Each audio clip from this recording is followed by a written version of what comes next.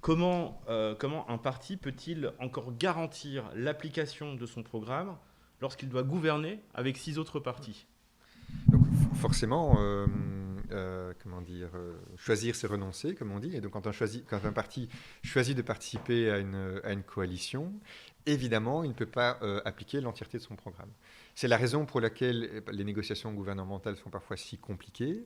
En l'occurrence ici pour le gouvernement fédéral, comme il y a une forme, et c'est une tendance qu'on constate depuis des années, une forme d'éclatement politique de plus en plus grand. Comme je disais tout à l'heure, historiquement, on avait deux grands partis en Belgique, les catholiques et les libéraux. À l'époque, c'était plus facile, évidemment, quand il n'y avait que deux partis. Puis sont arrivés les socialistes, les écologistes, les formations aujourd'hui plus extrêmes, comme l'extrême gauche ou l'extrême droite. Et donc, ça crée finalement, au niveau fédéral, je pense, on est bien au moins entre 12 et 15 partis à la Chambre, un éclatement politique important. Et donc, il est impossible de former une coalition fédérale qui ait la majorité des sièges au Parlement, donc pour rappel 76 sur les 150, sans avoir au minimum 4, 5, voire 6, ou en l'occurrence ici, 7 partis.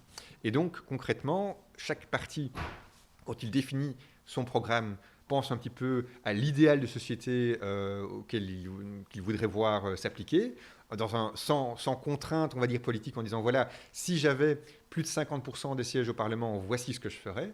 Et puis, évidemment, suite au résultat des élections, il ne peut pas appliquer, mettre en œuvre l'ensemble de ces points de programme. Il faut trouver une forme de compromis. Et ici, en l'occurrence, par exemple, au niveau fédéral, compromis entre partis de gauche, partis de droite, partis écologistes et partis chrétiens flamands. Donc forcément, une forme de gouvernance. J'ai pas envie de dire que ce soit le plus petit commun multiple, parce que finalement, on voit que la Belgique, malgré toutes les critiques qu'on peut faire du monde politique aujourd'hui, ne s'en sort pas trop mal à l'échelle européenne et mondiale sur beaucoup de sujets, que ce soit finalement les conditions socio-économiques, même la gestion de la crise Covid. Voilà, il y a eu beaucoup de critiques, mais on s'en sort. On voit que la vaccination, notamment maintenant, avance.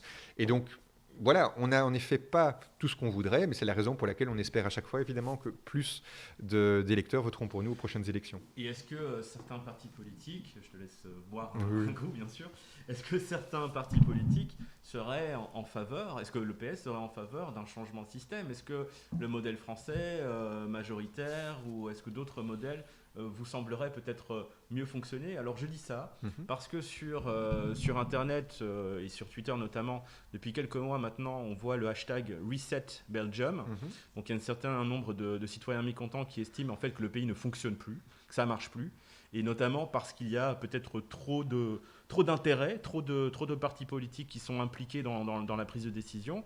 Est-ce que un grand parti comme le Parti socialiste ou d'autres formations, le MR ou d'autres, n'auraient pas intérêt à promouvoir cette idée d'aller peut-être vers moins de proportionnalité et vers un système peut-être un peu plus, soit à l'allemande, alors on ne va pas rentrer dans les détails ici Mhm. pour nos étudiants, mais dans quelque chose qui donnerait peut-être plus de poids à des formations victorieuses, qui sortent victorieuses des élections, et qui permettrait d'avoir peut-être, je dirais, un peu plus de, pas de flexibilité, mais simplement un peu plus de latitude pour appliquer en différents points du programme, par C'est exemple. ça.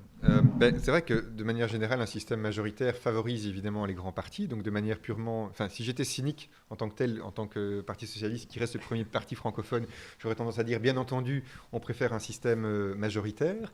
Et pour autant, et là je m'exprime peut-être à titre personnel, je ne crois pas qu'il faille aller vers un système qui soit certainement trop majoritaire. Qu'est-ce qu'on aurait en Belgique au final? La NVA, voire maintenant le Vlaams Belang potentiellement, qui est premier parti pratiquement sur base des derniers sondages en Flandre, qui émargerait comme ayant, qui raflerait la plupart des sièges côté flamand, et côté francophone, en tout cas les plus gros partis actuels, le PS, bon, le PTB monte, soyons clairs Ouais. aussi, mais donc on le voit, une polarisation potentiellement encore plus grande du pays. Et donc par rapport à ces gens qui souhaitent faire un reset du pays, bon, on est un pays un peu particulier, créé en 1830, suite aux guerres napoléoniennes, en mettant un peu ensemble deux communautés, enfin, il n'existait pas sous forme de communauté à l'époque, mais en tout cas des gens qui avaient peut-être une forme de destin commun, mais qui n'avaient pas eu vocation historique à vivre ensemble. On a évolué, notamment on le disait, suite au mouvement flamand aujourd'hui, avec deux communautés, enfin trois en prenant les germanophones, mais principalement deux, qui vivent un petit peu parfois, hélas trop, dans des démocraties différentes,